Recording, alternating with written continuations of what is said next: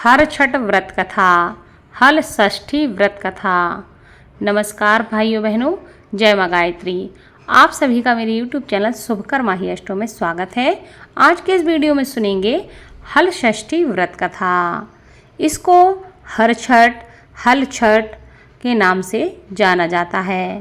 हर छठ का त्यौहार जन्माष्टमी से 2 दिन पहले मनाया जाता है। हिंदू पंचांग के अनुसार भादो या भाद्रपद मास के कृष्ण पक्ष की षष्ठी तिथि को हर छठ का त्यौहार मनाते हैं। इसे बलदेव छठ के नाम से भी जाना जाता है। साथ ही कहीं कहीं इसको ललाही छठस, राधण छठ इत्यादि नामों से जाना जाता है। ऐसी मान्यता है कि भगवान श्री कृष्ण के बड़े भाई बलराम का जन्म इस दिन हुआ था, इसलिए उनका ही जन्म दिवस आज के दिन मनाया जाता है। इस दिन भगवान श्री कृष्ण के साथ भगवान बलराम की पूजा अर्चना की जाती है। इस व्रत को करने से संतान की लंबी आयु होती है, संतान पर आने वाले संकट समाप्त होते हैं और सुख और सौभाग्य में वृद्धि होती है। छठ के व्रत में हल द्वारा बोया जोता हुआ अन्न या कोई भी फल खाने की मनाही होती है। इस दिन गाय के दूध या दही को भी नहीं खाना चाहिए। इस दिन सिर्फ भैंस के दूध और दही को ही स्त्रियां अपने खाने में इस्तेमाल करती हैं। पौराणिक कथा के अनुसार प्राचीन काल में एक ग्वालिन थी। उसका प्रसव काल अत्यंत ही निकट आ गया था। एक ओर वह प्रसव से व्याकुल थी और दूसरी ओर उसका मन गौरस यानी कि दूध दही बेचने में लगा हुआ था। उसने सोचा कि यदि प्रसव हो गया तो गौरस यूं ही पड़ा रह जाएगा। यह सोचकर उसने दूध दही के घड़े सिर पर रखे और बेचने के लिए चल दी। किंतु कुछ दूर पहुंचने पर उसे असहनीय प्रसव पीड़ा होने लगी। वह एक झरबेरी की ओट में चली गई और वहां एक बच्चे को उसने जन्म दिया। बच्चे को छोड़कर पास के गांव में दूध और दही बेचने के लिए चली गई। संयोग से उस दिन हल षष्ठी थी। गाय भैंस के मिश्रित दूध को केवल भैंस का दूध बताकर उसने सीधे साधे गांव वालों को बेच दिया।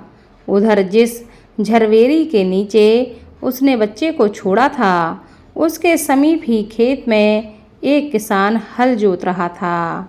अचानक उसके बैल भड़क उठे और हल का फल शरीर में उसके बच्चे के घुस गया। वह बालक वहीं मर गया।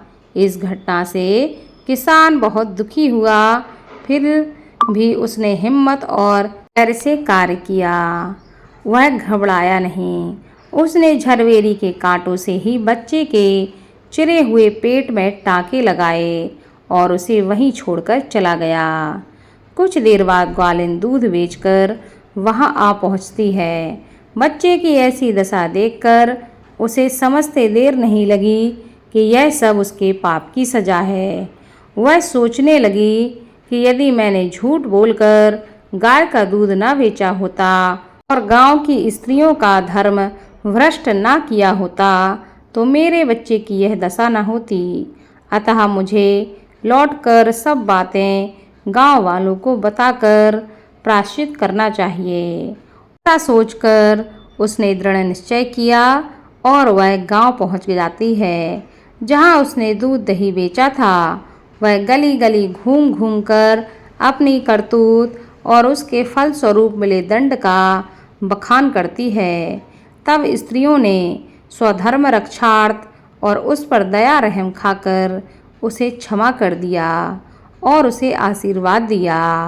बहुत सी स्त्रियों द्वारा आशीर्वाद लेकर जब वह पुनः झरवेरी के नीचे पहुंचती है तो यह देखकर वह आश्चर्यचकित हो जाती है कि वहां उसका पुत्र जीवित अवस्था में पड़ा हुआ है। तभी उसने स्वार्थ के लिए झूठ बोलने को ब्रह्म हत्या के समान समझा और कभी भी झूठ ना बोलने का प्रण किया। इसलिए माना जाता है कि इस दिन जो भी महिलाएं हल षष्ठी का व्रत रखती हैं, उनके संतान के जीवन के कष्ट समाप्त होते हैं और इस दिन पूजा और व्रत करने से जीवन में सुख समृद्धि बढ़ती है।